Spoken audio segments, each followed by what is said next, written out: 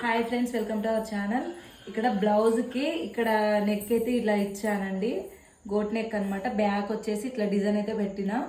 ఇక్కడ పైన ఇక్కడ 2 బటన్స్ వస్తాయి. ఇక్కడ ఒక డిజైన్ ఫ్లవర్ పెట్టి ఇట్లా క్లాత్ అయితే డిజైన్ చేస్తున్నాను. అది ఎలా చేయాలనేది అయితే చూద్దాం రండి.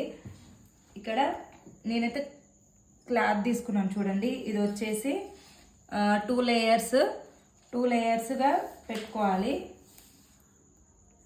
చూడండి, ఇక్కడ 2 లేయర్గా ఉంటాయి. ఇక్కడ మనకి 14 ఇంచులు ఉందన్నమాట.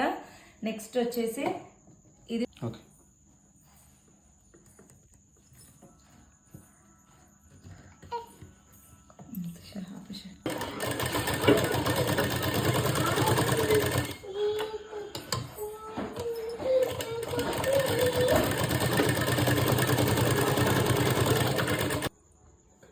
ఇదైతే మొత్తం స్టిచ్చింగ్ అయితే వేసుకోవాలి. ఇక్కడ ఒక సైడ్ ఓపెన్ ఉంటుంది కదా, అక్కడ కూడా నోపడికి అనేసి క్లాత్ స్టిచ్చింగ్ చేసుకున్నాను.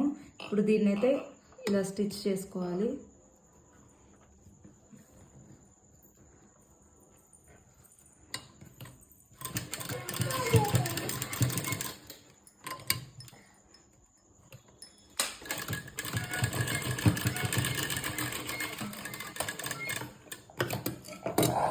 మనకైతే ఇలా రెడీ అయిపోయింది అనమాట. ఇప్పుడు ఇది పక్కకు పెట్టేసి ఈ క్లాత్ ఉంది కదా, దీన్ని ఇప్పుడు చేద్దాం. దీన్ని ఇలా ఓపెన్ చేయాలి. ఇక్కడ ఎడ్జ్ అయితే ఇట్లా క్రాస్గా కుట్టుకోవాలి, మనము డ్రెస్ బొంద పెట్టినట్టు.